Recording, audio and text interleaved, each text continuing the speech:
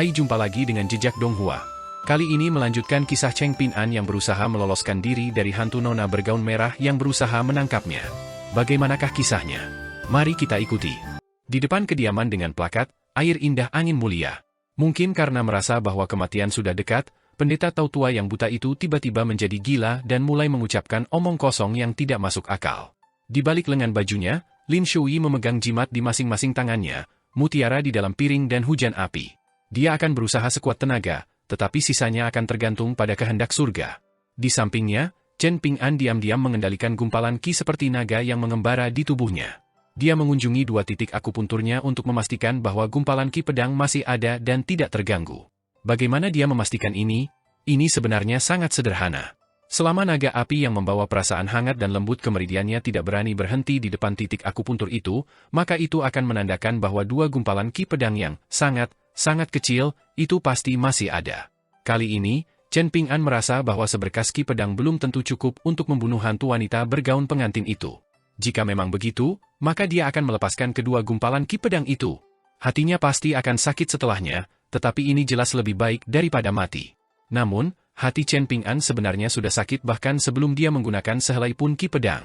Dengan demikian, ekspresi anak muda yang kikir itu tampak sedikit kaku. Ada juga rasa niat membunuh yang kuat. Li Huai tiba-tiba menemukan bahwa keledai putih di sebelahnya menghentakkan kaki ke tanah dengan kuat berulang kali. Dibandingkan dengan kekesalan dan kegelisahannya di pagi hari, keledai putih itu tampaknya sedikit senang dan gembira saat ini. Bahkan ketika hantu perempuan itu muncul di atas tangga di depan kediaman, keledai putih itu hanya memperlambat hentakannya sedikit saja. Hantu perempuan itu melirik ke bawah ke gaun pengantinnya yang berwarna merah cerah, yang rusak dan robek di beberapa bagian. Dia menahan amarahnya yang mendidih dan berbalik untuk melihat anak-anak kecil di depannya. Dia kemudian dengan anggun melayang turun. Sambil sedikit menoleh dan membungkuk hormat, hantu perempuan itu berkata dengan suara lembut dan ramah, "Selamat datang di kediamanku, para tamu terhormat. Kalian bisa memanggilku Nona Chu. Sayang sekali suamiku belum kembali dari perjalanan jauhnya, jadi aku tidak punya pilihan selain keluar dan menjamu kalian sendiri." Di dalam hutan bambu kecil di Gunung Meja Go yang tersembunyi oleh sebuah formasi, Wei Bo, yang telah memanfaatkan kesempatan untuk memulihkan statusnya sebagai dewa gunung, menatap tumpukan bambu yang dipotong-potong di depannya. Itu adalah batang-batang bambu yang telah ditebang aliang dengan satu tebasan. Meskipun Wei Bo telah memperoleh jauh lebih banyak daripada yang telah hilang selama semua keributan ini, secara pribadi melihat batang-batang bambu hijau subur yang telah menyerap energi spiritual dari Gunung Meja Go selama ribuan tahun tergeletak di sana masih seperti melihat seorang wanita cantik yang telah dicabik-cabik di pinggang. Dia tidak bisa menahan diri untuk tidak mendesah. Wei Bo sudah menggunakan kekuatan ilusi anting emas pucatnya, dan yang lain tetap tidak akan dapat mendeteksinya bahkan jika dia memperlihatkan tubuh aslinya di wilayah kekuasaannya. Hal yang sama juga terjadi pada ular piton hitam. Dia mulai menjentikan jarinya dengan ringan, dan batang bambu di tanah mulai menghilang satu persatu. Setelah mengumpulkan semuanya, Wei Bo meninggalkan hutan bambu dan melihat ular piton hitam itu gemetar dan berbaring melingkar di dekatnya. Ada seorang pendekar pedang muda berdiri di sana dengan pedangnya tergantung horizontal di belakang pinggangnya. Di sampingnya, ada seorang, kenalan yang dikenalnya, yang mendongakkan kepalanya dan meneguk anggur. Ini adalah kultivator kuat dari Kekaisaran Li Agung yang telah dikirim aliang terbang kembali ke Gunung Meja Go saat terbang ke ibu kota. Wei Bo hanya tahu bahwa nama keluarganya adalah Liu. Pada akhirnya, dia telah dibawa pergi oleh pendekar pedang itu. Wei Bo memiliki ekspresi yang sedikit bingung. Pria itu baru saja berada di ambang kematian, namun dalam waktu yang singkat, ia telah pulih dan bangkit kembali, meskipun ia masih tampak sedikit lamban. Namun, bahkan mereka yang mempraktikkan teknik rahasia penyempurnaan tubuh tingkat atas tidak akan dapat pulih secepat dan selengkap itu. Tentu saja, memang benar bahwa mereka yang mencapai 2 tingkat terakhir dari 5 tingkat tengah semuanya akan memiliki kemampuan rahasia dan kartu truf mereka sendiri. Setelah menyeka anggur dari sudut mulutnya, pria yang kuat dan kekar itu berkata dengan suara yang dalam, "Tuan Gunung Tua dari Gunung Meja Go, namaku Liu Yu. Meskipun aku tidak terlalu menyukaimu, aku pasti akan membalasmu karena telah menyelamatkan hidupku di masa depan. Jika kamu memiliki permintaan mendesak, maka hancurkan saja jimat pesan ini. Jika aku tidak sibuk dengan tugas yang diberikan oleh Istana Kekaisaran, maka aku pasti akan datang untuk membantumu bahkan jika aku berada di kota Naga Tua paling selatan dari benua Baoping." Pria kekar itu dengan santai melemparkan tablet giok putih yang indah kepada Wei Bo. Setelah menangkapnya, Wei Bo terkekeh, terus terang dalam hal apa yang kamu suka dan benci, terbuka dan jujur dalam sikap, dan memiliki tablet perdamaian dan keamanan yang unik bagi sekte dan kuil militer. Liu Yu, Apakah kamu seorang kultivator dari kuil angin salju atau gunung bela diri sejati? Apakah itu urusanmu?" Pria kekar itu mendengus dingin. Baru saja kembali dari sungai bunga bordir, pendekar pedang muda itu tersenyum dan berkata, "Liu Yu adalah orang yang berlidah tajam tetapi berhati lembut. Tolong jangan pedulikan dia." Wei Bo buru-buru melambaikan tangannya dan menjawab, "Aku tidak berani." Pendekar pedang itu dengan santai meletakkan sikunya di atas pedang panjangnya dan berkata dengan senyum hangat, "Kebetulan ada beberapa masalah dadakan yang harus kuurus di daerah mata air naga. Jika kau tidak keberatan, apakah kau ingin meninggalkan gunung itu bersama kami? Meskipun aku sudah memberitahu hakim daerah Wu Yuan sebelumnya, yang berarti seharusnya tidak ada masalah, yang kutakutkan adalah potensi terjadinya hal-hal yang tidak diinginkan. Lagi pula, bukan hanya seorang pejabat geomantik dari Kementerian Astronomi di gunung tertindas sekarang, tetapi juga ada banyak kekuatan eksternal di sana. Setelah sedikit memperbaiki hubungan antara kau dan Kekaisaran Li Agung, aku jelas tidak ingin melihat semuanya berantakan lagi. Dilihat dari keributan pertempuran belum lama ini, tidak mungkin dewa resmi dari 5 gunung telah terbunuh, kan?" Wei Bo menjawab dengan sikap yang tampak santai. "Apa, bolehkah aku juga memanfaatkan kesempatan ini untuk mengambil sepotong kecil kue? Mungkinkah masalah dadakan yang kau bicarakan ini benar-benar ada hubungannya denganku?" Liu Yu yang tampak kasar dan sembrono menyipitkan matanya. Namun, pendekar pedang muda itu tetap tenang dan santai sambil terkekeh. "Tenang saja, aku pasti tidak akan menendang orang lain ke pinggir jalan ketika mereka sudah tidak berguna lagi.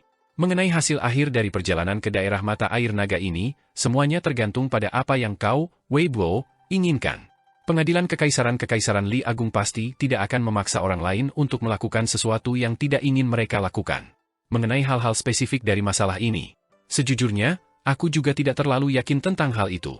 Aku hanya tahu bahwa Kaisar sangat mementingkan masalah ini setelah mendengarnya. Pada akhirnya, dia secara khusus mengingatkan kita untuk memperlakukan mereka dengan sopan." Wei Bo menghela napas dan berkata, "Aku selalu memiliki temperamen yang buruk di mana aku mudah dibujuk dengan akal sehat tetapi tidak dapat diintimidasi dengan paksaan. Karena kau bertanya seperti ini, bagaimana mungkin aku menolak? Aku benar-benar takut pada kalian. Bukankah seharusnya kalian tidak menyerah pada bujukan atau paksaan?" Liu Yu mencibir. "Terima kasih atas pujiannya, terima kasih," kata Wei Bo sambil tersenyum. Pendekar muda itu melirik ular piton hitam yang patuh dan jinak itu dan berkata dengan geli, "Penglihatanmu cukup mengesankan. Namun, ingatlah untuk tidak menimbulkan masalah apapun saat kau pergi ke gunung tertindas di masa mendatang. Ada anggota spesiesmu yang tinggal di danau gunung terdekat, jadi meskipun kalian berdua bertarung di masa mendatang, sebaiknya kau tidak memengaruhi manusia manapun di daerah itu. Selain itu, tidak ada hal lain yang perlu diwaspadai.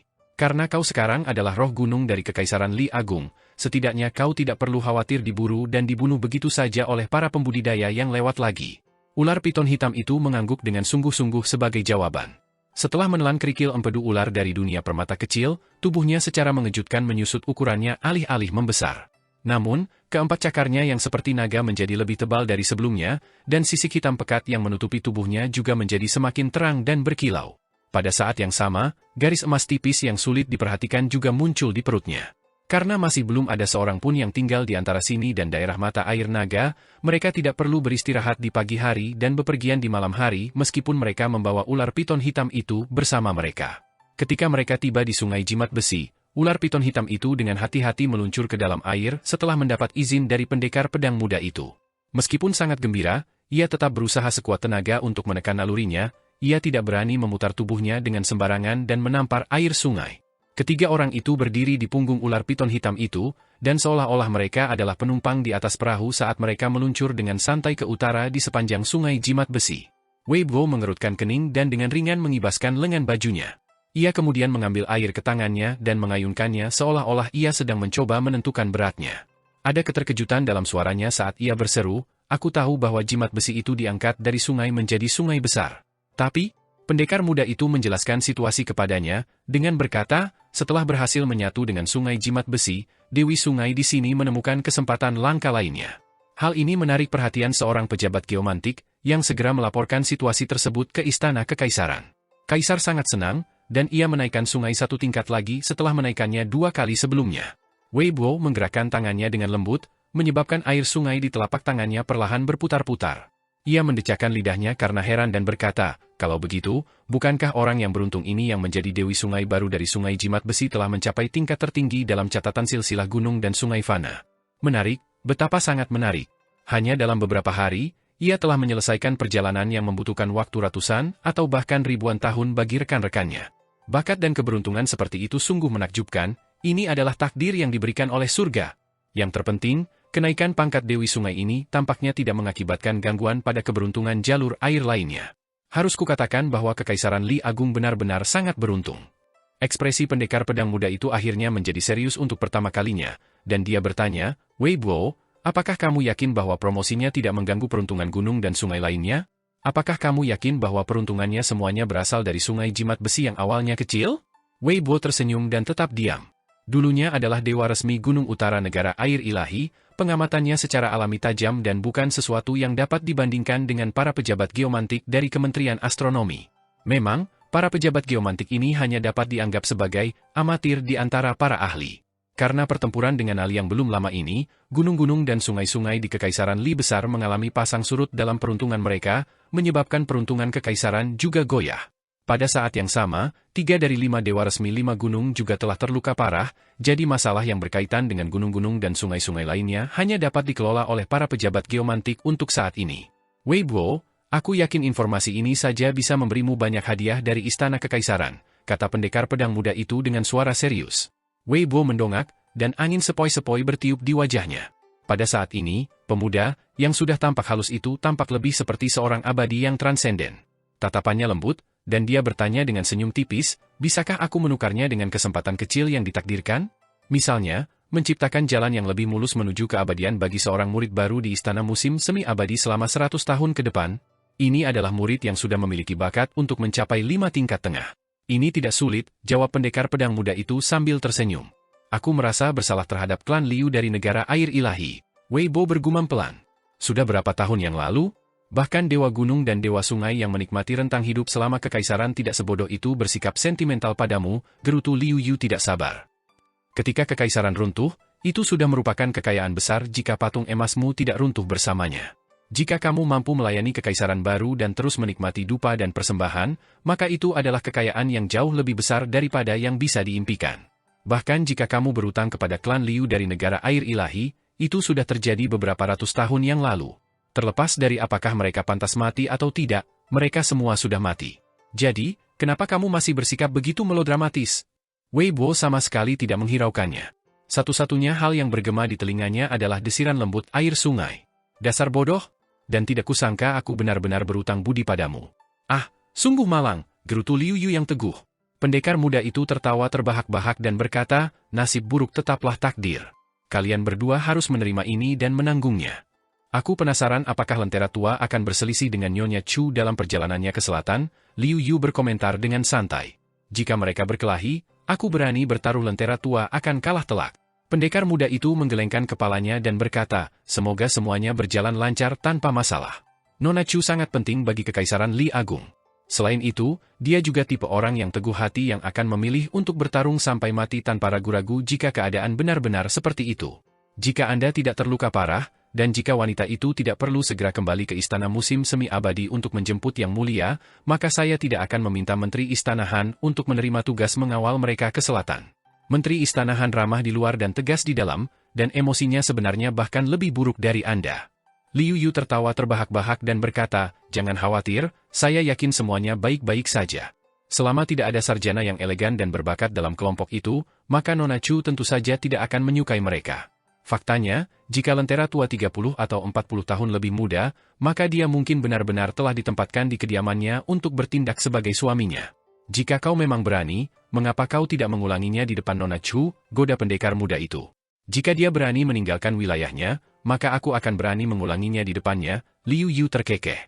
Pendekar muda itu mendesah dengan emosi dan berkomentar, orang bijak disebut orang bijak karena mereka memiliki dunia kecil mereka sendiri.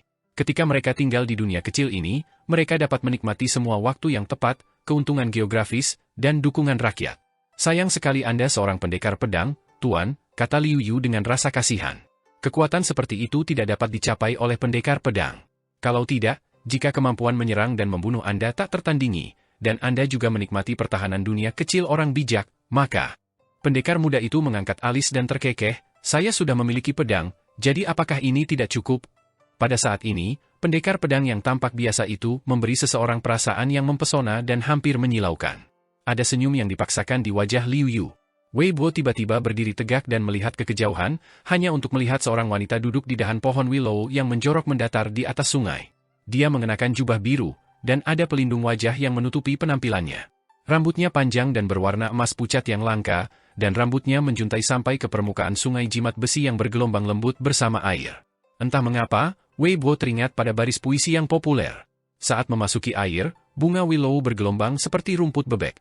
Ketika pendekar pedang muda itu melihat wanita itu, dia menjelaskan dengan tenang, dia adalah Dewi Sungai dari Sungai Jimat Besi.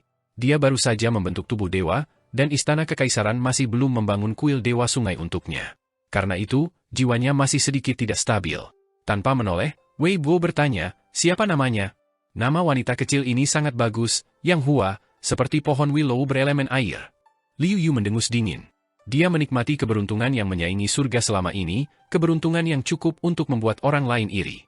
Dia lahir di pedesaan, dan setelah dipilih oleh pejabat geomantik karena bakatnya yang mengesankan, dia semakin mendapat pengakuan dari pedang Taois, jimat, yang terkenal di ibu kota.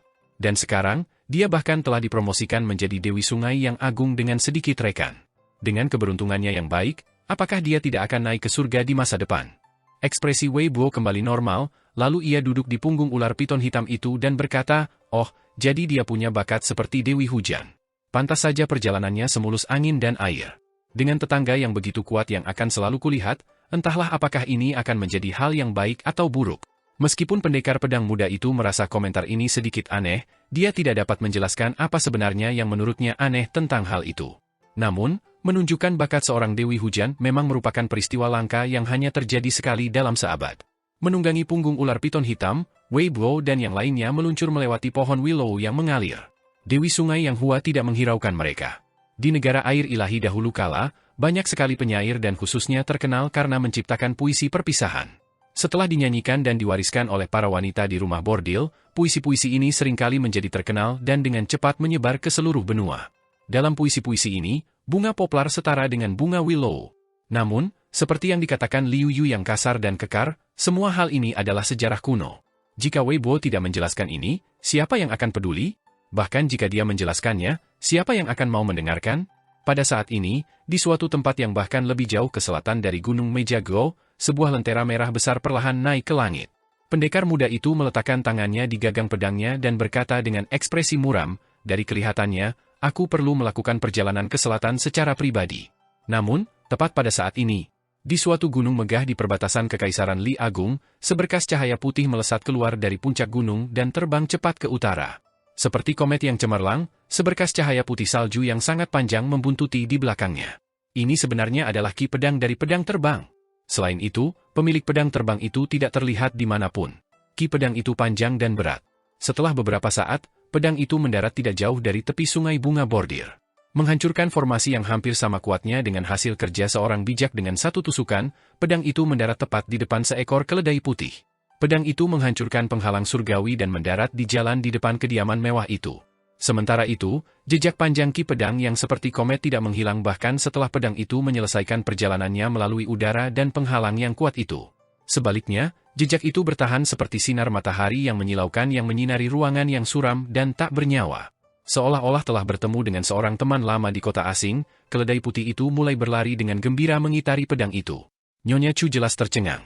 Sebagai pemilik gunung dan sungai ini, dia jelas dapat merasakan kekuatan pedang ini lebih dari siapapun. Fondasi gunung bergetar, dan air di sungai mendidih. Jika dia tidak menggunakan auranya untuk menyelimuti kediaman di belakangnya, maka kemungkinan besar hampir 1000 lentera yang tergantung di dalamnya akan padam dalam satu tarikan napas juga. Hantu perempuan itu tercengang sekaligus marah. Dia tidak melihat ke arah pedang itu mendarat, dan dia malah berbalik menatap retakan yang tak dapat diperbaiki di langit yang gelap. Pada saat yang sama, butiran-butiran darah mulai merembes keluar dari gaun pengantinnya yang berwarna merah terang.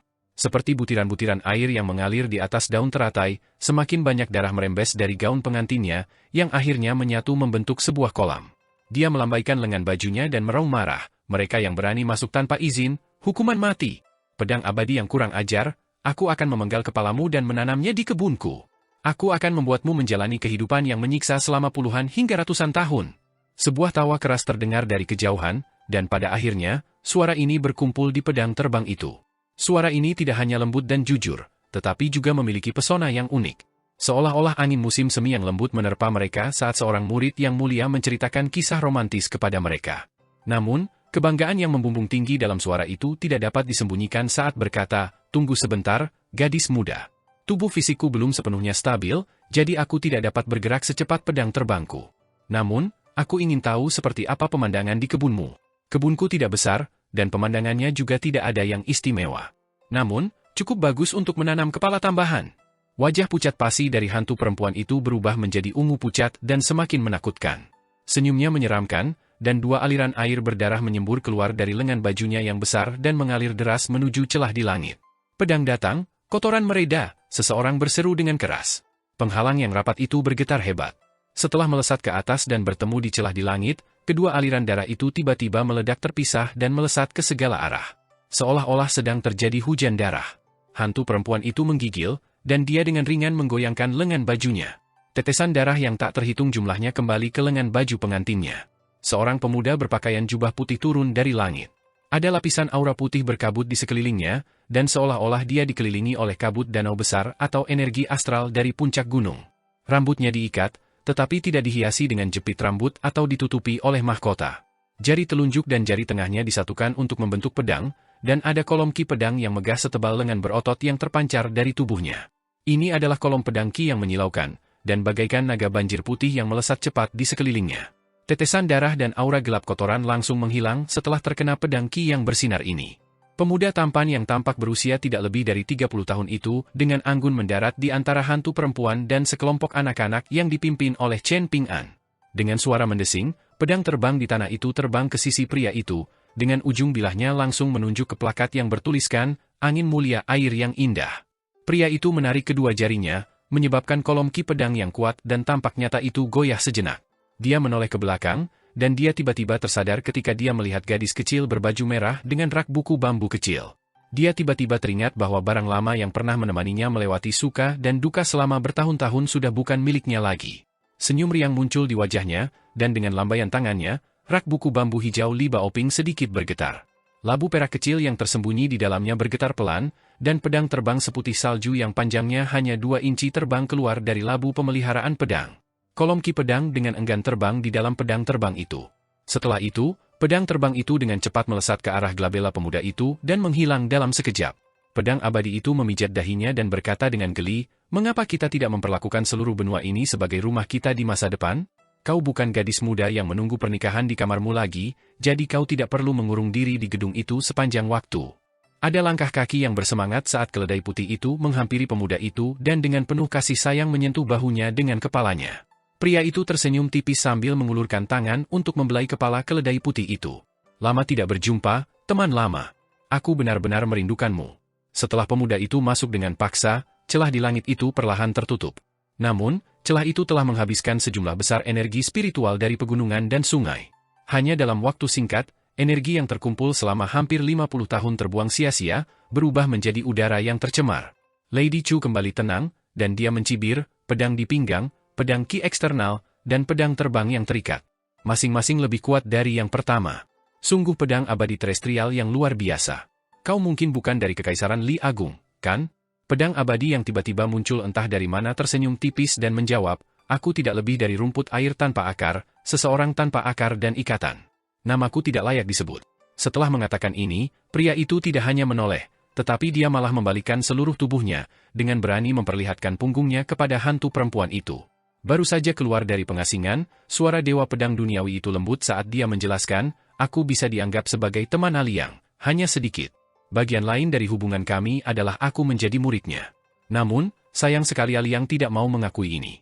Dia berkata bahwa sifatku terlalu bertele-tele, dan aku juga terlalu lemah lembut ketika berurusan dengan masalah.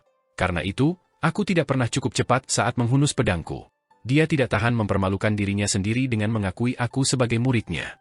Bagaimanapun, aku bergegas dari jauh karena aku merasakan kehadiran teman lamaku dan juga anomali di dalam labu pemelihara pedang. Maafkan aku karena bertanya, tetapi di mana Aliang? Dan siapa kalian, anak-anak?" "Kami juga teman-teman Aliang," jelas Chen Ping'an. Labu itu diberikan kepada Li Baoping oleh Aliang, dan Li Huai bertanggung jawab untuk menjaga keledai itu. Mengenai kemana Aliang pergi, aku yakin kalian akan mendengarnya di masa mendatang. Dibandingkan dengan hantu perempuan itu, Li Huai, yang selalu memiliki pikiran-pikiran aneh yang berkecamuk dalam benaknya, merasa jauh lebih akrab dengan Dewa Pedang Duniawi yang mengaku sebagai teman Aliang ini. Menurutnya, bukankah teman Aliang juga akan menjadi temannya? Dalam hal apakah dia seorang dewa atau bukan, apakah ini lebih penting daripada fakta bahwa mereka berteman? Namun, insiden di kapal telah membuat Li Huai trauma, dan dia tidak berani lagi berbicara dengan ceroboh. Meskipun demikian, dia terus memberi isyarat kepada keledai putih itu dengan matanya. Pendekar pedang muda itu dengan penuh perhatian mendengarkan penjelasan Chen Ping'an, dan pada akhirnya, dia mengangguk dan berkata, "Saya sebagian besar mengerti situasinya sekarang." Hampir semua orang menyadari getaran tiba-tiba namun sedikit datang dari bumi. Seolah-olah Ao sedang memutar tubuhnya, dan seolah-olah pegunungan itu akan runtuh. Ekspresi hantu perempuan itu berubah drastis. Dia ingin pergi, tetapi dia menemukan bahwa pedang terbang yang terikat telah menutup jalan mundurnya. Pedang terbang seputih salju telah tiba 1 meter di depan dahinya pada waktu yang tidak diketahui. Dia dipenuhi amarah, dan dia meraung, "Menteri Istana Han, Dewa Sungai Agung dari Sungai Bunga Bordir, apakah kalian berdua tidak akan melakukan apapun tentang ini?" Jika Dewa Yin itu benar-benar memutuskan akar gunung di sini, bukan hanya Sungai Bunga Bordir dan 2 sungai besar lainnya yang akan terpengaruh, tetapi Gunung Mejago, Sungai Jimat Besi, dan Sungai Kumis Naga di utara mana yang akan selamat? Siapa di antara mereka yang tidak akan terpengaruh? Sambil memegang lentera merah besar di tangannya, berdiri seorang lelaki tua di langit di balik penghalang.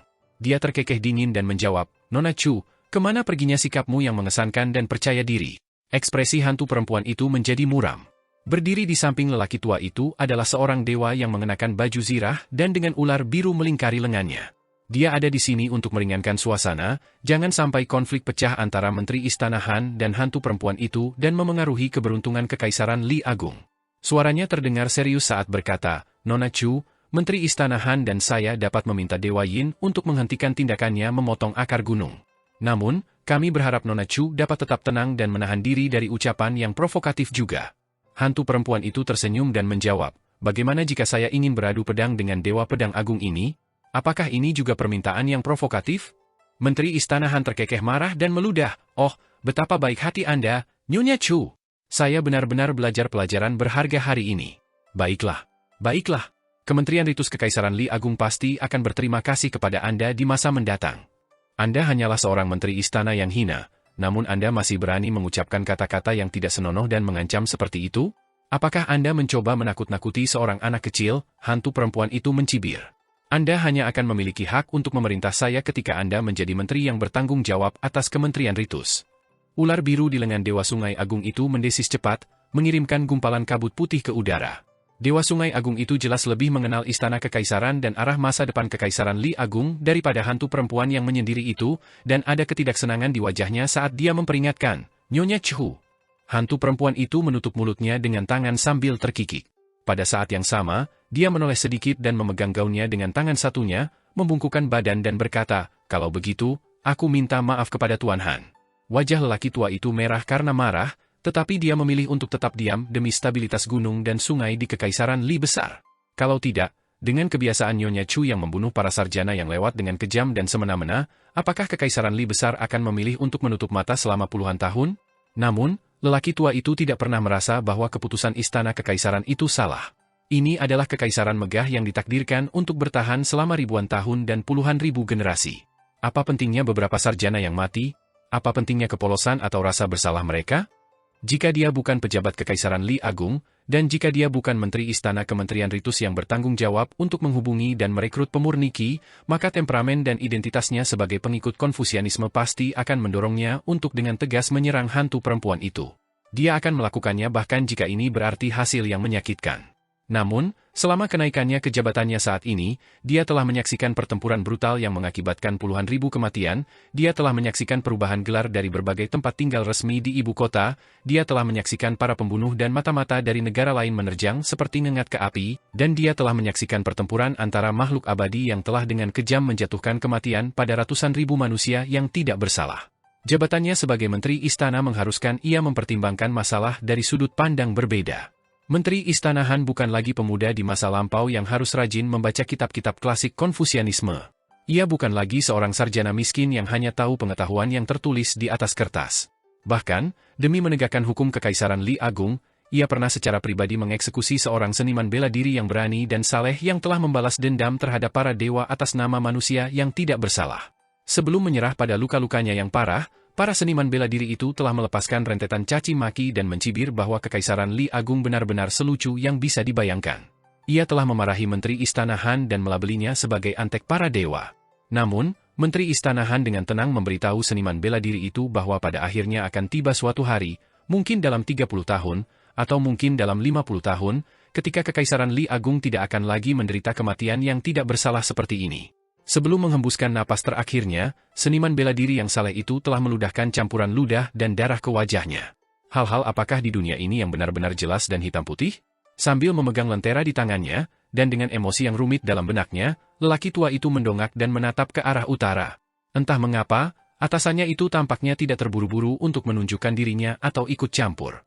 Pedang abadi muda itu tidak menghiraukan Nyonya Chu dan Menteri Istana Kekaisaran Li Agung. Sedangkan untuk Dewa Sungai Agung dan Dewa Yin, dia bahkan tidak peduli pada mereka. Dia hanya berbalik untuk menghadapi hantu perempuan yang telah dihentikan oleh pedangnya, tersenyum dan bertanya dengan geli, "Kau ingin terlibat dalam permainan pedang denganku?" Nyonya Chu tersenyum dengan mata menyipit dan menjawab, "Jika kita hanya bertanding, maka aku lebih dari bersedia. Bagaimanapun, ini pertama kalinya aku melihat pedang abadi duniawi semuda dirimu." Pedang abadi muda itu melambaikan tangannya, dan keledai putih itu bergegas berlari kembali ke Li Huai. Dia kemudian meraih gagang pedangnya sebelum mengangguk dan berkata, "Tentu saja." Hantu perempuan itu menyipitkan matanya dan menjawab, "Oh, kau tidak bercanda." Sambil memegang gagang pedangnya, pendekar pedang muda itu berkata dengan suara lembut, "Cahaya tinggi." Dia menebas dengan gerakan sederhana. Namun, langit dan bumi berubah warna, dan dunia yang kecil dan berkabut itu langsung diterangi dengan cahaya yang cemerlang. Ledakan ki pedang melonjak ke arah Nyonya Chu. Hantu perempuan yang terkejut dan bingung itu tidak punya waktu untuk melakukan apapun selain mengangkat tangannya dan menutupi wajahnya. Sementara itu, lengan bajunya yang besar menutupi seluruh tubuhnya. Meskipun begitu, dia masih terpotong menjadi dua dengan kejam. Ratapan sedih Nyonya Chu bergema di sekitar kediaman megah yang berdiri di belakangnya. Para pelayan dan dayang membeku dan jatuh ke dalam keadaan tak sadarkan diri, dengan darah mulai menetes dari lubang-lubang di wajah mereka. Beberapa dari mereka langsung jatuh ke lantai dan berubah menjadi genangan nanah. Di dalam kediaman, ada seorang wanita muda yang tidak menyadari fakta bahwa dia menusuk lengannya berulang-ulang saat belajar menyulam. Ada juga dua penjaga yang saling bertukar pukulan dan akhirnya saling melenyapkan kepala saat mereka berlatih bela diri. Namun, gerakan mereka terus berlanjut meskipun hanya kurang dari setengah kepala mereka yang tersisa. Hantu perempuan itu buru-buru berlari menuju gerbang kediaman. Saat dia melakukannya, benang-benang merah yang tak terhitung jumlahnya muncul di antara kedua bagian tubuhnya seperti serat-serat akar teratai. Dia dengan cepat menyatu kembali saat dia terbang di langit. "Lagi," kata pendekar pedang muda itu dengan tenang. Pedangnya menebas ke samping. Seperti permukaan air yang berkilauan, lengkungan cahaya pedang membentang di langit. Lady Chu terpotong di pinggang, membuatnya tampak seperti wanita cantik yang melangkah keluar dari air. Gaun pengantinnya mendarat dengan lembut di anak tangga teratas di depan kediaman. Hantu perempuan itu berubah menjadi gumpalan asap yang kacau saat ia terbang ke plakat emas, menyebabkan darah terus-menerus berderai-derai ke lantai di bawahnya. Pada saat yang sama, wajahnya yang kesakitan dan bengkok sesekali mendorong permukaan plakat, saat ia memohon, "Tolong ampuni aku, pedang abadi." Dewa muda itu hanya menyerang dua kali, melepaskan satu tebasan ke bawah dan satu tebasan ke samping. Namun, ini sudah cukup untuk mengiris jiwa hantu perempuan yang sombong dan mengesankan itu menjadi 4 bagian, memaksanya untuk kembali ke dalam plakat yang mempertahankan dunia kecil ini. Memang, plakat ini adalah akar gunung dan sumber sungai, dan hanya di dalam sini hantu perempuan itu bisa tetap hidup. Pikiran Lin Shui goyah. Tidak heran Aliang mengatakan bahwa Dewa Pedang adalah yang paling riang, mematikan, dan tidak masuk akal di antara para pemurni Qi. Namun, sungguh disayangkan bahwa pedang itu tidak cocok untuk Lin Shui meskipun dia sangat berbakat dalam kultivasi. Dia tidak bisa menahan perasaan sedikit kecewa. Akan tetapi, dia dengan cepat menenangkan hati Daonya lagi. Jika dia bisa mengandalkan kekuatan Daonya yang luar biasa untuk meraih kemenangan atas Dewa Abadi Pedang Bumi yang sangat kuat di masa depan, bukankah itu akan lebih baik? Namun, Lin Shui sangat menyadari bahwa Dewa Pedang Bumi yang berdiri di depan mereka kemungkinan besar adalah seorang penyuling Qi di 5 tingkat atas yang legendaris. Jika seniman bela diri murni dianggap lebih rendah daripada penyuling Qi, maka Dewa Pedang dapat dianggap lebih unggul daripada semua jenis penyuling Qi lainnya. Alasannya sederhana, tidak ada yang mau bertarung melawan Dewa Pedang yang kuat. Pikiran Chen Ping'an jauh lebih sederhana daripada pikiran Lin Shui. Dia hanya merenungkan satu hal. Ternyata, pedang juga bisa digunakan seperti ini. Pedang abadi muda itu memegang satu tangan di belakang punggungnya dan mencengkeram pedangnya dengan tangan lainnya. Kesalahan yang sama tidak boleh dilakukan lebih dari 3 kali. Nona Chu, mengapa Anda tidak menerima satu serangan pedang lagi? Tanyanya sambil tersenyum. Sebuah sosok diam-diam muncul di bawah plakat. Sosok itu juga seorang pemuda berpenampilan biasa dengan pedang di belakang pinggangnya. Wei Jin dari kuil angin salju, ini sudah cukup, katanya perlahan. Seharusnya Wei Jin dari panggung ilahi, pedang abadi berbaju putih mengoreksi sambil tersenyum. Dia tidak berkata apa-apa lagi, dan pedang abadi duniawi yang mengaku bahwa dia belum menstabilkan basis kultivasinya segera melepaskan tebasan lain. Pendekar pedang muda di seberangnya tidak berekspresi saat dia mencengkeram gagang pedangnya dan perlahan menariknya 1 inci dari sarungnya. Dia tidak menarik pedangnya lebih jauh. Namun, pegunungan mini dan menggemaskan secara mengejutkan muncul di antara kedua pendekar pedang itu. Ini adalah pegunungan berkelok-kelok yang melayang di udara. Pedang abadi muda, Wei Jin, memotong pegunungan itu dengan tebasannya. Namun, niat pedang dari tebasannya hampir sepenuhnya habis sebagai akibatnya. Wei Jin tidak bertahan, dan dia tidak melepaskan serangan pedang lebih lanjut. Beberapa ribu kilometer jauhnya, celah raksasa muncul di pegunungan bergelombang yang membentang 50 kilometer, menciptakan ngarai yang sangat besar. Seolah-olah pegunungan itu telah dihantam oleh bilah pedang seorang abadi. Wei Jin tersenyum dan bertanya, apakah Anda orang dari sekte Mohist? Pendekar pedang muda yang berdiri di bawah plakat itu memiliki ekspresi tidak senang. Senior Liang, tidak bisakah Anda setidaknya memberitahu mereka nama saya? Beri saya waktu sebentar, katanya kepada Wei Jin.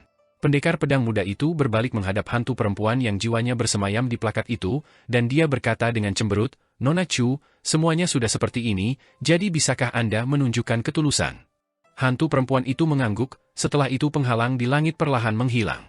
Ini adalah tanda bahwa penghalang di sekitar wilayahnya sedang diturunkan, mirip dengan bagaimana manusia membuka pintu mereka untuk menyambut tamu.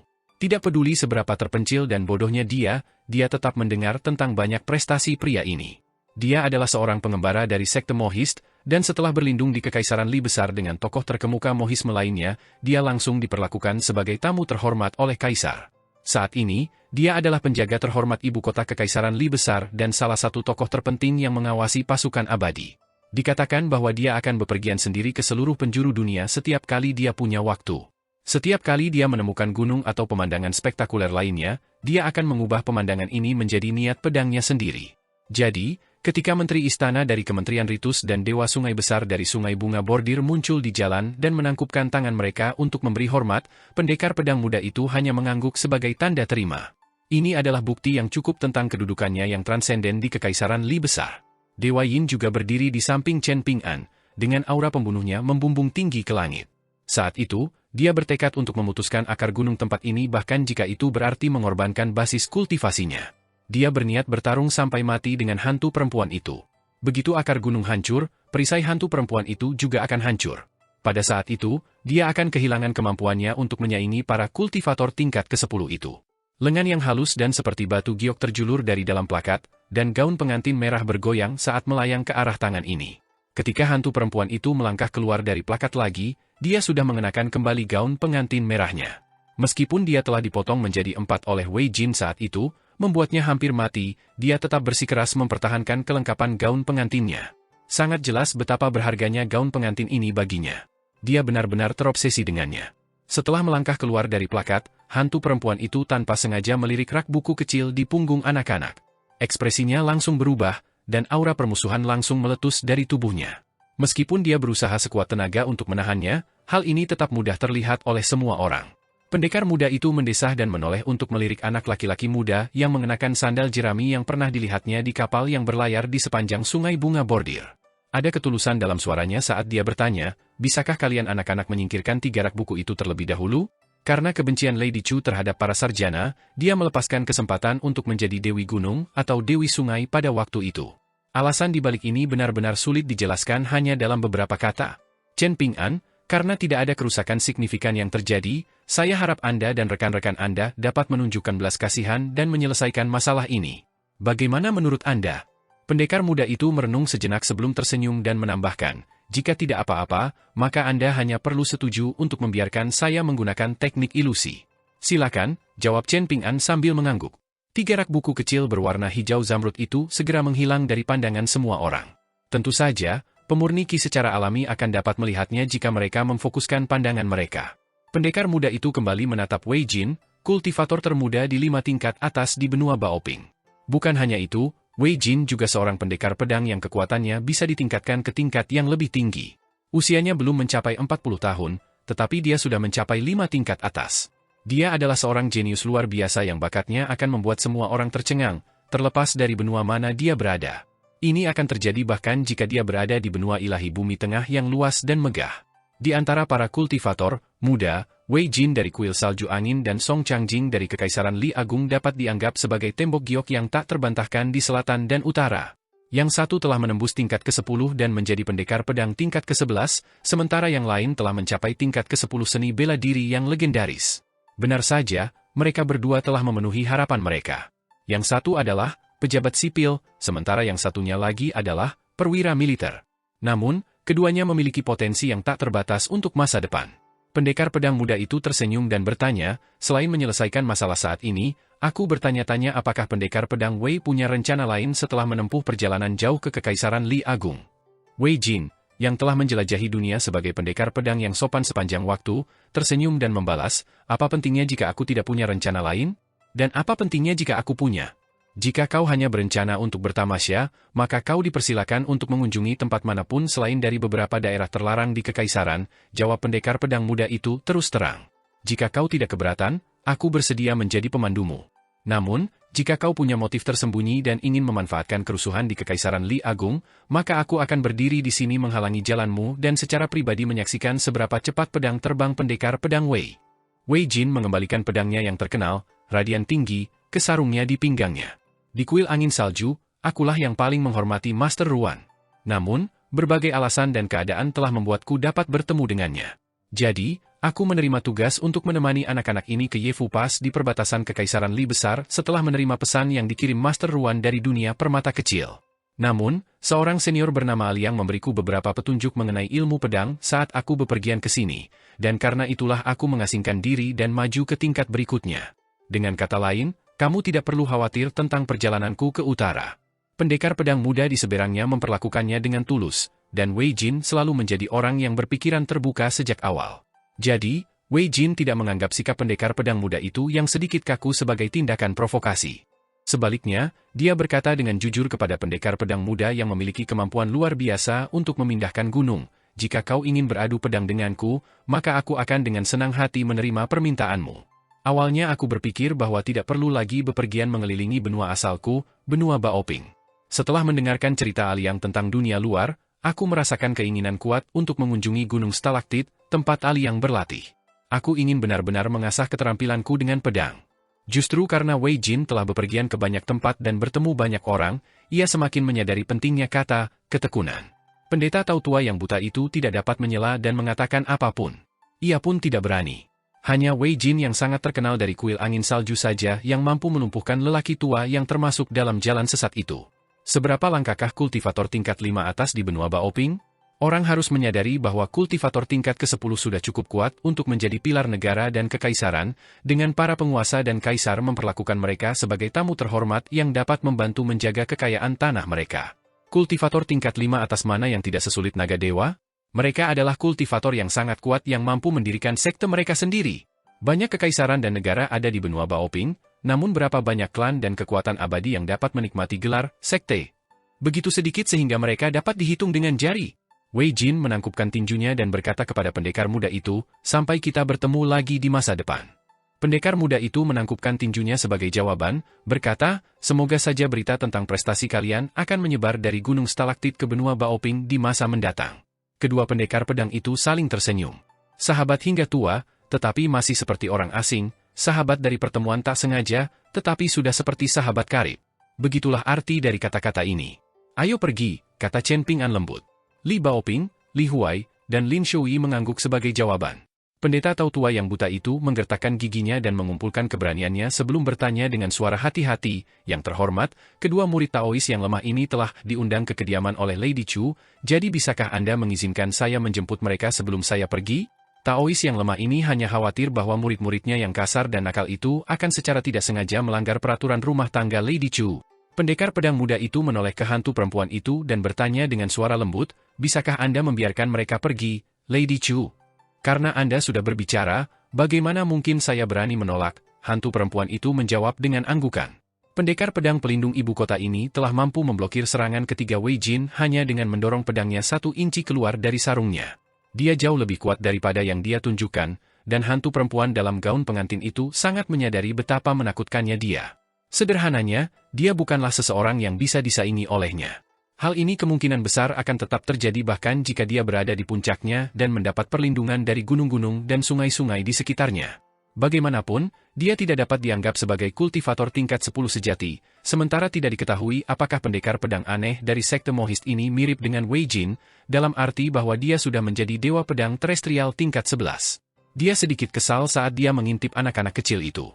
Jika bukan karena salah satu dari mereka yang mencegahnya menyalakan lentera, dan jika dia tidak melihat penampilan mereka yang menjijikan sebagai sarjana keliling, bagaimana mungkin dia bisa mengalami nasib yang menyedihkan seperti itu? Belum lagi fakta bahwa dia telah ditebas 2 kali oleh serangan Wei Jin, bahkan akar gunung dan sumber sungai di wilayahnya hampir dihancurkan oleh Dewa Yin itu. Sambil memegang tali keledai putihnya, Wei Jin menoleh ke Chen Ping'an dan yang lainnya sebelum tersenyum dan bertanya, "Bagaimana kalau kita berangkat sekarang?" Chen Ping'an tentu saja tidak memiliki masalah. Maka, seorang dewa pedang duniawi baru bergabung dengan kelompok mereka dalam perjalanan panjang ke utara ini. Li Baoping berjalan di samping Chen Ping'an dan berkata, "Paman muda." "Ada apa?" tanya Chen Ping'an lembut. Li Baoping terkekeh dan menjawab, "Tidak apa-apa." Chen Ping'an menepuk kepalanya. Gadis kecil berjaket merah berjalan di samping Chen Ping'an. Kenyataannya, dia sedang memikirkan kakak laki-lakinya yang tertua.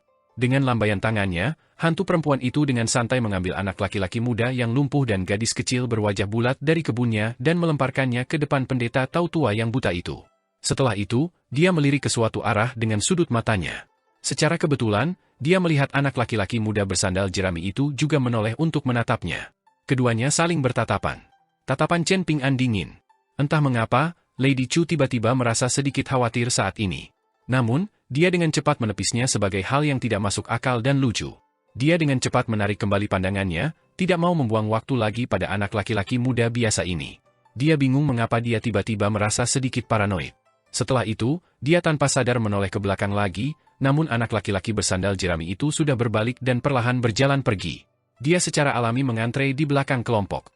Dalam pertikaian mereka memperebutkan sekitar 30 tungku pembakaran naga di kota kecil itu, 4 keluarga dan 10 klan di Jalan Keberuntungan dan Gang Daun Persik telah bersekongkol tanpa henti dan menumpahkan banyak darah selama ratusan hingga ribuan tahun.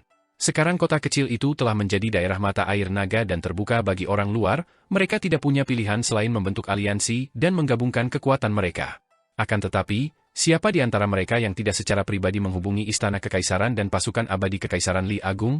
Beberapa rumor menyebar seperti api di dunia luar, tetapi keluarga dan klan di Fortune Street dan Peachleaf Alley sama sekali tidak menganggapnya serius. Misalnya, orang-orang mengklaim bahwa Naga, Kilin, dan Phoenix dari klan Li tidak lebih dari sekadar lelucon setelah kematian guru Li Baoping, guru Akademi Mountain Cliff.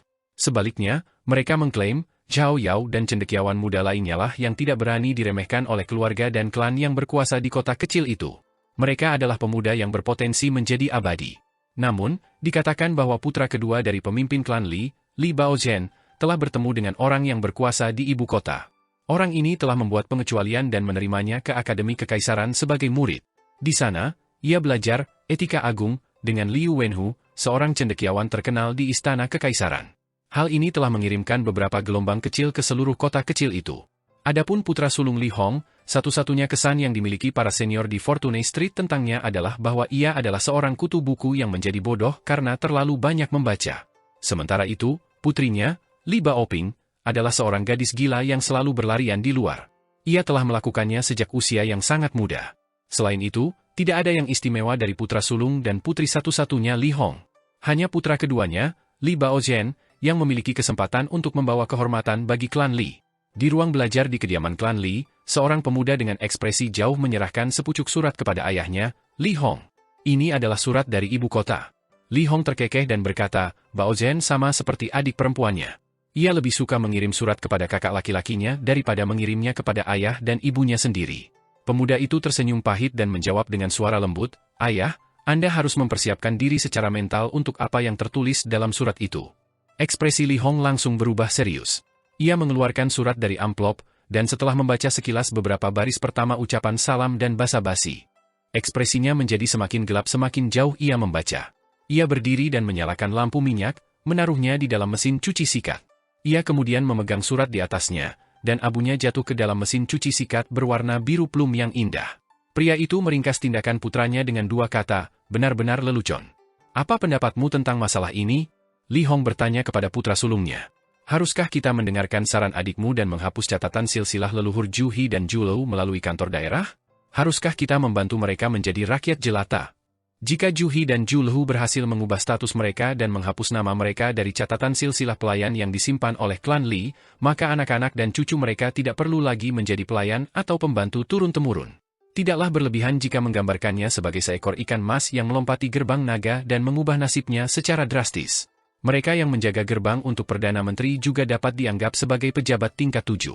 Dalam hal siapa yang dapat mencapai keberhasilan dan siapa yang hanya dapat berkelana di tingkat yang sama, ini sepenuhnya bergantung pada kemampuan mereka yang melepaskan belenggu perbudakan dan memperoleh kebebasan.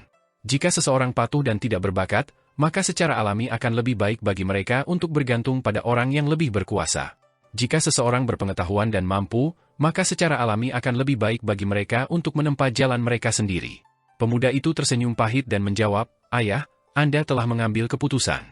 Li Hong bersandar di kursinya dan mengangkat tangannya untuk memijat pelipisnya. "Tetapi saya masih ingin mendengar pendapat Anda.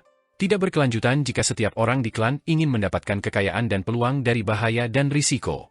Ada kilatan cahaya terang di mata pemuda itu saat dia duduk dengan tenang di sana, dan dia menjawab, "Bagian yang paling menantang dari ini adalah bahwa satu pihak akan merasa terasing dari klan tidak peduli siapa yang dipilih ayah untuk didukung. Jadi, tindakan Bao Zhen tidak benar. Keputusannya untuk bertindak sendiri dan meninggalkan klan tanpa jalan keluar bahkan lebih tidak benar lagi. Tindakannya tidak menyenangkan, dan kebenciannya terhadap Chen Ping'an dari Clay Fase Ali adalah yang paling tidak benar." Ekspresi Li Hong rumit saat dia menatap putra sulungnya. "Sebagai kakak laki-laki Bao Zhen, bagaimana mungkin kamu tidak menyadari temperamennya? Karena kamu sudah tahu bahwa semuanya akan berakhir dalam situasi yang canggung, mengapa kamu tidak memilih untuk menemaninya ke ibu kota saat itu? Kakek telah mengasingkan diri, Bao Ping telah pergi untuk perjalanan jauh, dan kota kecil ini juga sedang mengalami perubahan besar saat ini. Sekarang adalah waktu kritis yang akan menentukan arah masa depan keluarga dan klan. Klan Li tidak dapat membiarkan dirinya sendiri menjadi titik buta," jawab pemuda itu. "Pikiranku tidak akan tenang jika aku pergi. Dan bahkan jika aku berencana untuk pergi, itu hanya dapat dilakukan setelah situasi di sini tenang dan menjadi jelas. Jika tidak ada pilihan lain, maka aku juga dapat memilih untuk tidak berpartisipasi dalam ujian kekaisaran untuk sementara waktu."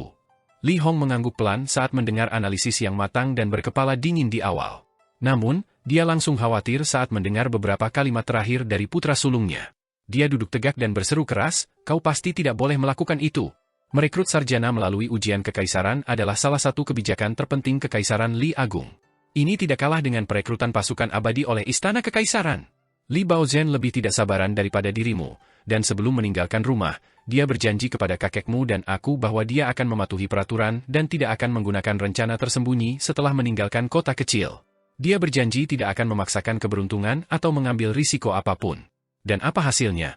Dia memutuskan untuk bertindak duluan dan bertanya kemudian, bukan? Kita tidak punya pilihan selain menerima keputusannya yang menggelikan. Karena ini masalahnya, keputusanmu untuk menunda mengikuti ujian kekaisaran akan memperlambat kemajuan klan Li setidaknya 3 tahun. Pemuda itu diam-diam menelan kata-kata yang sudah sampai di ujung lidahnya. Jika dia mengucapkan kata-kata ini, itu akan menandakan berakhirnya hubungannya yang sudah tegang dengan adik laki-lakinya. Hubungan mereka akan mencapai titik terendah, dan tidak akan ada kemungkinan untuk memperbaikinya lagi. Terlebih lagi, mengucapkan kata-kata ini juga sama sekali tidak ada artinya. Ini karena ayahnya sudah memutuskan. Di lubuk hatinya, dia tidak setuju dengan putra keduanya yang mengambil risiko untuk mencari peluang dan kekayaan. Bangun pagi dan bekerja keras selama 3 tahun di jalan yang salah, atau bersembunyi dan menunggu selama 3 tahun di jalan yang benar.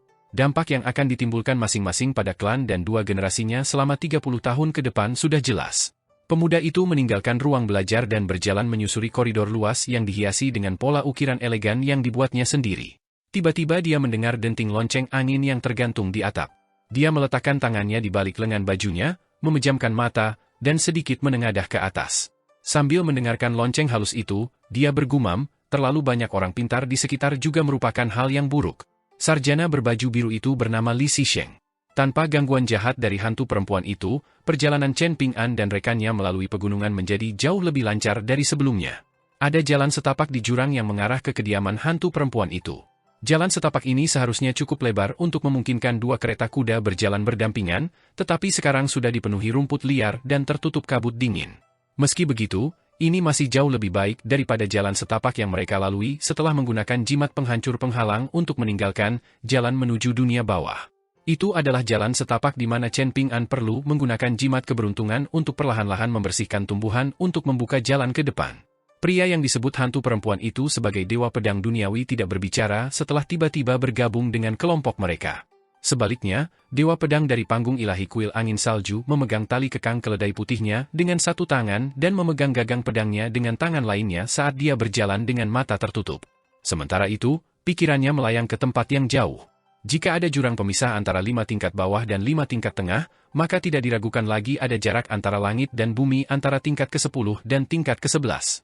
Meskipun pemurni Qi tingkat ke-10 dihormati sebagai pilar terhormat di kekaisaran dan negara-negara fana, mereka tetap perlu berkultivasi dalam keheningan dan pengasingan selama puluhan atau bahkan ratusan tahun sekaligus. Hanya dengan begitu mereka dapat memasuki gerakan keheningan ekstrim melahirkan. Ini adalah kondisi yang memungkinkan mereka untuk maju ke tingkat ke-11. Namun, di antara para pemurni Qi yang meninggalkan klan dan sekte mereka setelah memasuki kondisi ini, banyak yang akhirnya gagal untuk maju ke tingkat ke-11. Jika demikian halnya, mereka akan kembali ke klan dan sekte mereka untuk terus berkultivasi dalam pengasingan. Wei Jin diam-diam berhenti berlatih teknik pernapasan unik dari kuil angin salju. Dia membuka matanya dan berbalik untuk mengamati anak-anak yang akrab dengan Aliang. Namun, sebagian besar perhatiannya masih terfokus pada upacara peringatan di kuil angin salju. Dia masih belum bisa melepaskan diri.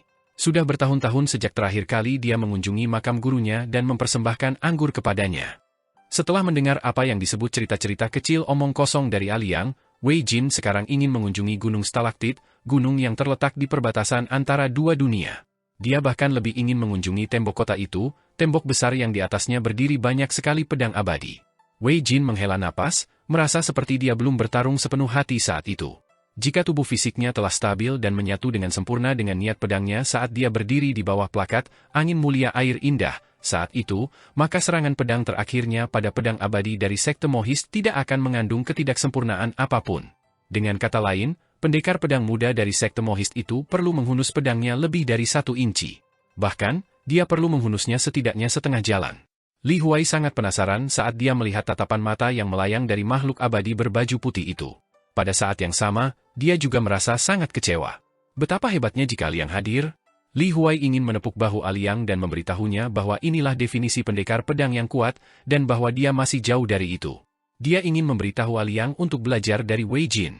Lagi pula, lihat saja bagaimana Wei Jin datang. Pedangnya telah tiba di hadapannya, dan ki pedang telah melayang di sekitar jubah putihnya. Setelah itu, dia telah memukuli wanita hantu jahat itu sampai dia mulai menangis memanggil ibunya.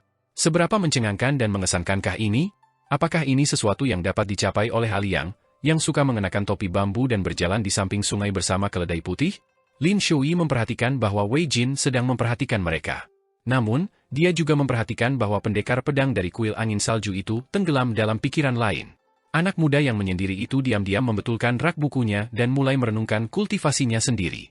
Pikiran Lin Shui terasa berat setelah mengalami kemampuan mistis yang tak terduga dari hantu perempuan itu dan menyaksikan pertukaran dewa antara dua pendekar pedang yang kuat itu. Masih ada jalan yang panjang dan sulit di depannya. Basis kultivasinya yang sangat sedikit saat ini bahkan tidak cukup untuk menjamin serangan biasa dari mereka. Wei Jin mengalihkan pandangannya yang melayang sebelum berhenti dan mengambil lempengan batu giok halus dari lengan bajunya. Ia tersenyum dan berkata dengan jujur, "Aku tidak bisa menemani kalian anak-anak sampai ke Yefu Pass. Aku harus segera menuju ke dunia permata kecil dan menggunakan Dragon Slaying Platforms di sana untuk mengasah radian tinggi dan pedang terbangku yang terikat. Aku harus mempersiapkan perjalananku ke Stalactite Mountain di masa depan." Aliang memberitahuku bahwa tempat yang terletak di luar Stalactite Mountain sedang mengalami pertempuran sengit yang hanya terjadi sekali dalam 100 tahun saat ini. Ini adalah sesuatu yang benar-benar tidak boleh aku lewatkan. Ketika Wei Jin melihat tidak ada satupun anak yang melangkah maju untuk menerima lempengan giok itu, ia dengan sabar menjelaskan, "Meskipun kalian anak-anak ditemani oleh Dewa Yin yang relatif kuat, aku tetap ingin memberikan kalian lempengan giok ini untuk membantu mencegah kejadian tak terduga seperti yang terjadi hari ini." Ini adalah tablet perdamaian dan keamanan, unik dari kuil angin salju dan gunung bela diri sejati.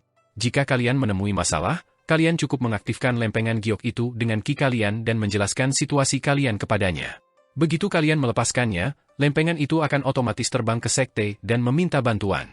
Melihat bahwa anak-anak itu masih menolak untuk melangkah maju untuk menerima lempengan giok yang penting itu, Wei Jin tidak memarahi mereka karena bersikap bodoh dan naif. Sebaliknya, ia tersenyum dan berkata, jika kalian merasa akan lebih aman jika aku menemani kalian daripada memiliki lempengan giok kecil ini, maka tentu saja aku tidak akan menolak permintaan kalian. Aku hanya mendiskusikan pilihan-pilihan itu dengan kalian. Mengenai apa yang kalian pilih, ini sepenuhnya terserah kalian. Senior Sword Immortal, kau bisa menuju ke Dragon Spring County untuk mencari Dragon Slaying Platforms untuk mengasah pedangmu. Kami akan menerima tablet giok itu, kata Chen Ping'an. Senior Dewa Yin selalu berencana untuk menemani kita ke Yefu Pass. Pengadilan Kekaisaran Great Li Empire juga telah memberi kita izin untuk menuju ke sana tanpa halangan apapun. Itulah sebabnya ketiga kultivator itu muncul di depan hantu wanita tadi. Meskipun mereka sedikit terlambat, ini tetap membuktikan bahwa mereka berniat menepati janji mereka. Chen Ping'an merenung sejenak sebelum berkata dengan sungguh-sungguh, aku yakin insiden besar seperti yang terjadi hari ini tidak akan terjadi lagi. Dia menerima lempengan giok itu dan menyerahkannya kepada Lin Shouyi, sambil berkata pelan, ingatlah untuk menyimpannya dengan aman. Selain itu, sebaiknya kamu tidak menaruhnya di rak buku.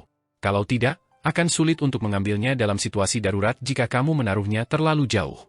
Lin Shouyi mengangguk dan menjawab, aku mengerti. Aku akan menaruhnya di lengan bajuku di samping 2 jimat kertas yang tersisa. Wei Jin tersenyum penuh pengertian. Dia sedikit terkejut dengan sifat Chen Ping'an yang masuk akal. Sebenarnya, Wei Jin sedikit bingung tentang posisinya sebagai pemimpin saat itu. Saat berdiri di jalan di depan kediaman hantu perempuan itu, Wei Jin telah memperhatikan bahwa Lin Shouyi adalah seseorang yang telah menginjakan kaki di jembatan menuju keabadian. Titik akupunturnya dipenuhi dengan vitalitas, dan tidak hanya luar biasa tetapi juga stabil. Dia adalah bakat kultivasi yang langka. Terlebih lagi, anak muda itu juga orang yang angkuh dan sombong, jadi bagaimana mungkin dia mau mendengarkan orang lain? Namun, sepertinya dia tidak keberatan dengan Chen Ping'an sebagai pemimpin mereka. Adapun anak bungsu dan paling nakal di antara mereka, tentu saja tidak perlu mengomentari keberuntungannya karena Ali yang secara khusus menugaskannya untuk menjaga keledai putih. Karena itu, Wei Jin akan memberinya hadiah perpisahan apapun yang terjadi. Setelah melakukan perjalanan melalui begitu banyak negara tanpa beban, Wei Jin secara alami telah menemukan semua jenis kesempatan yang ditakdirkan dan memperoleh semua jenis harta karun langka. Dia telah memberikan sebagian besar dari mereka kepada orang-orang yang ditakdirkan, jadi satu-satunya harta yang dia miliki saat ini secara alami adalah yang paling berharga. Selain itu, setelah mengamati Li Huai melalui hati pedangnya yang jernih, menyapu penghalang berkabut yang sengaja didirikan seseorang, Wei Jin menemukan bahwa bakat bawaan Li Huai sebenarnya bahkan lebih baik daripada Lin Shouyi. Dia adalah batu giok terbaik yang diimpikan oleh para tetua militer. Gadis kecil yang mengenakan jaket merah terang itu muncul dalam kabut putih di mata Wei Jin, sang dewa pedang, dan bertanya, jika tablet ini menghadapi situasi seperti hari ini, apakah ia benar-benar dapat terbang tanpa terhenti? Apakah ia dapat terbang keluar dari jalan menuju dunia bawah, dan penghalang langit malam yang kau hancurkan dengan pedang terbangmu tadi? Wei Jin tertawa terbahak-bahak dan menjelaskan, tenang saja, bahkan penghalang bijak dari kultivator tingkat 10 tidak akan mampu menjebaknya. Tablet giok ini sangat cepat, jauh lebih cepat daripada melaju di atas pedang terbang. Saat tablet giok tersebut menuju kuil angin salju, para pengikut sekte yang menjelajahi dunia akan memanggilnya ke hadapan mereka menggunakan teknik rahasia begitu mereka mendeteksi keberadaannya. Para pengikut ini seringkali bersedia menawarkan bantuan mereka. Dengan demikian, sebagian besar bahaya teratasi tanpa memerlukan bala bantuan dari sekte. Li Baoping mengangguk dan berkata, saya mengerti. Batu giok itu sendiri adalah semacam paspor dan lambang. Jika bahkan Dewa Yin senior tidak dapat mengalahkan mereka, maka orang-orang ini pasti memiliki latar belakang yang kuat. Dengan pengalaman dan usia mereka, mereka akan segera mengenali batu perdamaian dan keselamatan kuil angin salju. Karena itu, mereka pasti akan merasa khawatir terhadap Dewa Pedang senior dan sekte Anda.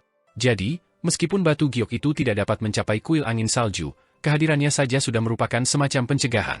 Menunjukkan batu giok ini sama saja dengan memperingatkan orang lain agar tidak memprovokasi kuil angin salju. Wei Jin tergagap setelah mendengar ini, heran dengan kecerdasan dan pemahaman gadis kecil itu. Dia segera mengembangkan kesan yang baik tentang Li Baoping, yang mengenakan ekspresi serius. Jadi, dia secara alami menganggapnya ramah dan menggemaskan juga. Pada akhirnya, Wei Jin tanpa sadar melirik anak laki-laki muda bersandal jerami itu lagi. Mungkin dia hanya menjadi pemimpin karena dia yang tertua? Wei Jin mengalihkan pandangannya dan menatap Li Huai, bocah lelaki yang telah membantunya menjaga keledai putih selama ini. Setelah merenung sejenak, dia menjentikan pergelangan tangannya dan memanggil sederet patung tanah liat kecil ke telapak tangannya. Patung-patung itu tingginya hanya setengah jari, dengan satu patung adalah seorang pendekar pedang dengan pedang di pinggangnya, satu patung adalah seorang penganut Tao yang memegang pengusir lalat, satu patung adalah seorang prajurit berbaju zirah, satu patung adalah seorang wanita yang menunggangi burung bangau, dan satu patung adalah seorang penjaga yang memukul gong. Total ada 5 patung tanah liat. 5 patung tanah liat ini dapat dianggap sebagai benda setengah mati yang telah menggabungkan pengetahuan mendalam tentang boneka dari para naturalis dan mohis dan pengetahuan luas tentang jimat dari para penganut Tao. Wei Jin menjelaskan sambil menyerahkan patung-patung tanah liat itu kepada Li Huai. Saya tidak mengerti seluk-beluk di baliknya, dan saya hanya tahu bahwa mereka mungkin akan hidup suatu hari nanti jika Anda merawatnya dengan benar dan membiasakan mereka dengan aura Anda. Setelah itu, Anda perlu terus-menerus memberi mereka saripati 5 elemen, roh api, saripati air, dan sebagainya. Karena ukurannya yang kecil dan titik akupuntur, meridian, dan sebagainya yang mini, mereka hanya dapat mencapai basis kultivasi maksimum yang setara dengan pemurni Qi tingkat ke-7 atau ke-8. Ketika dia mengatakan ini, Wei Jin menyadari bahwa dia mungkin telah berbicara terlalu banyak. Dia berhenti berbicara, dan dia hanya menatap Li Huai sambil tersenyum. Anak laki-laki kecil itu tidak lupa menoleh untuk melihat Chen Ping'an. Chen Ping'an buru-buru mengangguk, dan baru kemudian Li Huai mengambil 5 patung tanah liat itu, berpikir bahwa dia sekarang memiliki 6 antek kecil jika dia menghitung boneka yang dicat di rak bukunya. Wei Jin melompat ke atas keledai putih dan berkata, "Kalau begitu selamat tinggal. Saya berharap kalian semua memiliki perjalanan yang aman dan lancar." Meskipun Wei Jin murah hati dan sopan, dia tidak dapat dianggap sebagai seseorang yang dengan sukarela memberikan harta dan kekayaan. Jalan kultivasi itu panjang, jadi siapa yang tahu apakah pertemuan mereka yang singkat dan sedikit dengan orang lain adalah takdir positif atau takdir buruk. Dengan takdir karma Wei Jin yang kuat, dan dengan kehendak surga yang tidak berwujud dan tidak terdeteksi, siapa yang tahu apa yang akan terjadi jika seseorang menerima hadiah Wei Jin pada waktu yang tidak tepat dan tanpa takdir karma yang diperlukan? Jika mereka tidak ditakdirkan untuk menerima keberuntungan seperti itu, mungkin hadiah-hadiah ini malah akan membawa malapetaka dan membawa mereka pada kematian dini. Mengapa para dewa begitu ketat saat mereka merekrut murid? Bahkan, beberapa ujian bahkan berlangsung selama puluhan tahun. Karena anak-anak ini pernah bepergian dengan Ali yang sebelumnya, Wei Jin yakin bahwa mereka pasti bukan anak-anak biasa. Mengenai siapa yang paling dipedulikan Ali yang paling dihormati, dan yang paling diharapkannya. Mungkin Li Huai, bocah lelaki dengan latar belakang yang kuat yang diberkati dengan keberuntungan, atau mungkin gadis kecil yang sangat disenangi yang mengenakan jaket merah. Mungkin juga Lin Shui, bocah lelaki yang tetap setia pada hati Daonya. Salah satu dari pilihan ini mungkin. Atau mungkin Aliang hanya menyebarkan cinta di antara ketiga anak itu. Namun, masalah yang paling mendesak bagi Wei Jin saat ini adalah pergi ke Gunung Stalaktit. Jika tidak, dia akan kehilangan kesempatan untuk menyaksikan pertempuran yang agung dan agung itu. Jika tidak demikian, dia pasti benar-benar ingin secara pribadi menemani anak-anak ini ke Yefu Pass. Sebagai seorang pendekar pedang yang memiliki ambisi untuk mencapai puncak pedang Dao, bagaimana mungkin dia melewatkan kesempatan sekali dalam 100 tahun ini? Chen Ping'an secara naluriah menangkupkan tinjunya sebagai tanda hormat. Namun, ia terbiasa meletakkan tangan kirinya di atas tangan kanannya karena pengalaman pertamanya di atas kapal yang berlayar di Sungai Bunga Bordir. Namun, sekarang, tampaknya Wei Jin dan pendekar pedang muda lainnya menangkupkan tinju mereka dengan tangan kanan di atas tangan kiri mereka. Hal ini membuat Chen Ping'an merasa sedikit canggung. Karena takut melanggar semacam aturan, Chen Ping'an buru-buru mengubah posisi tangannya. Wei Jin memperhatikan detail kecil ini, dan setelah melihat ekspresi malu anak laki-laki itu, ia tidak bisa menahan tawa. Membungkuk untuk menepuk punggung teman lamanya, ia berkata, "Ayo pergi." Keledai putih itu dengan senang hati berlari ke depan. Namun, tiba-tiba ia berbalik setelah mengambil beberapa langkah, dan berlari kembali ke Chen Ping'an dan menyinggol wajah anak laki-laki itu. Baru kemudian ia berangkat dalam perjalanan panjang bersama pemiliknya. Meskipun Li Huai bertanggung jawab untuk menjaga keledai itu, bagaimana mungkin anak kecil itu memiliki kesabaran dan tekad untuk benar-benar melakukannya? Kalau bukan Chen Ping'an yang diam-diam memberinya makan, membersihkan hidungnya, dan mengusir nyamuk dan lalat? Chen Ping'an tersenyum dan melambaikan tangan selamat tinggal kepada keledai putih itu. Pendekar pedang berbaju putih itu terkekeh karena terkejut. Dia bersandar dan melompat-lompat mengikuti irama keledainya. Okedoke, ternyata, hubungan pedang abadi duniawi ini dengan orang lain bahkan lebih rendah daripada hubungan dengan teman lamanya. Langit dan bumi tandus, kesuraman dan kehancuran merasuki. Seolah-olah hanya ada satu dinding yang tersisa di antara langit dan daratan. Ini adalah dinding yang membentang sejauh yang tak terduga dan menjulang hingga ketinggian yang tak terbayangkan. Bahkan ketika melihat dari jarak 50 km ke selatan, seseorang masih dapat melihat dengan jelas 18 karakter besar yang tampaknya telah diukir menggunakan ki pedang. Dilihat dari fakta ini, seseorang dapat membayangkan betapa besarnya karakter tersebut dan seberapa tinggi tembok besar itu. Kekuatan Dao, Agung dan Agung, Tanah Barat. Tanah terbatas Thunderpool, ki pedang abadi. Ki, Dong, Chen. Beberapa ratus kilometer selatan tembok besar, suara trompet tiba-tiba meledak di udara seolah-olah ingin menghancurkan atap langit dan bumi. Bayangan gelap yang tak terhitung jumlahnya berkumpul bersama dalam kerumunan yang padat. Mengikuti suara trompet, bintik-bintik api mulai muncul, akhirnya berubah menjadi lembaran cahaya yang berkedip-kedip. Jika seseorang melihat dari posisi tinggi jauh di utara, apa yang akan mereka saksikan adalah lautan api yang menyilaukan. Berdiri di atas tembok kota, sebuah suara tua bergema dengan penuh wibawa dan kekuatan. Pedang, terbanglah! Di atas tembok besar yang membentang puluhan ribu kilometer dan telah berdiri di sini selama 1 milenium. Pada saat ini, ratusan ribu pedang terbang di atas tembok kota secara serempak dan melesat ke selatan, membawa serta jejak ki pedang yang cemerlang. Seolah-olah air banjir menghantam tanggul.